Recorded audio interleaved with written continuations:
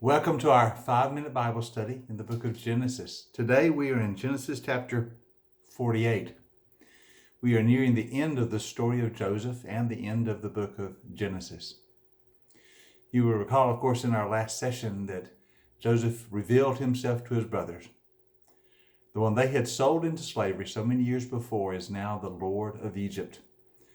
And he tells them, God sent me here, even used your evil to prepare the way that our people might be saved. What a joyous reunion it was, as Joseph has such a spirit of forgiveness and reconciliation with the brothers who had harmed him so long ago. He sends them back with the instructions to bring Jacob and all of their families to Egypt to live, for he says there are 5 more years of famine coming. You must move here and I will provide for you. And so they do. They go and they gather Jacob, their father, all of their families, and they move the entire clan to Egypt. Joseph presents them to Pharaoh, who welcomes them with open arms and provides them a place in the land of Goshen where they can live and prosper and be protected during the years of the famine to come. Remember, it's been over 22 years since Jacob had seen his son Joseph. Over 2 decades before, he thought he was lost, and now, miraculously it seems, he is restored to him. After they moved to Egypt, we are told that Jacob lives another 17 years in the presence of his children, the growing clan, and of course Joseph, who has been restored to him. And then as his life nears its end, Joseph is told that your father is near the end of his journey. And so we read this very touching scene. It's in Genesis 48. So Joseph was told, your father is ill. So he took his 2 sons, Manasseh and Ephraim, along with him. When Jacob was told, your son Joseph has come, Israel rallied his strength and sat upon his bed. He said to Joseph, God Almighty, who appeared to me at Luz in the land of Canaan, and there he blessed me and said, I am going to make you fruitful and increase your numbers. I will make you a community of peoples, and I will give this land as an everlasting possession to your descendants after you.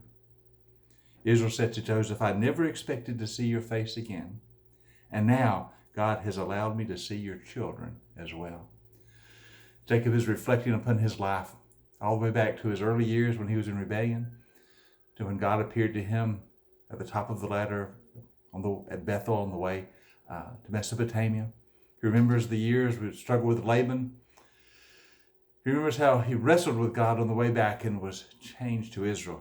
He remembers that God has fulfilled his covenant promise. And now he sees that in his grandchildren by Joseph. And so he blesses the children. He said he blessed Joseph and the children and said, may the God before whom my fathers Abraham and Isaac walked faithfully, the God who has been my shepherd all my life to this very day, the angel who has delivered me from all harm, may he bless these boys. May they be called by my name, the names of my father Abraham and Isaac, and may they increase greatly on the earth. And so we see as Jacob nears the end of his life, he understands the covenant has been fulfilled again. Abraham, Isaac, Jacob, and now to his son Joseph and to his grandsons Ephraim and Manasseh. What a wonderful moment it is. Jacob has realized that God is always faithful. He is our shepherd who guards us all the days of our life, even when we walk in difficult times, and Jacob had known difficult times. But God has always been the shepherd, and he is for us as well. Notice some of these last words of Jacob are Israel. And Israel says to Joseph, I'm about to die, but God will be with you, and he will take you back to the land of your fathers.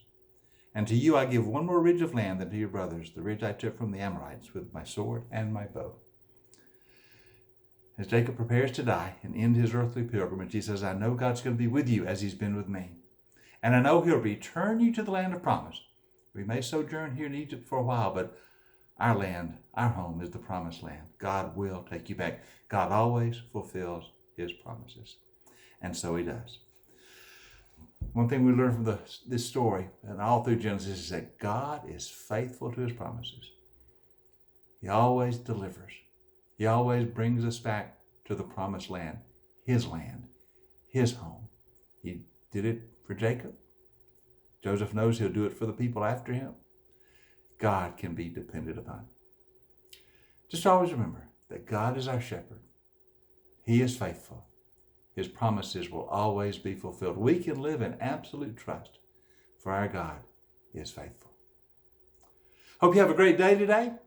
I look forward to seeing you next time. Now, in our next session, we'll wrap up our study in the book of Genesis. We'll kind of wrap everything up tomorrow in our next session. So be with us next time as we wrap up our study of the book of Genesis. Have a blessed day, and I'll see you next time.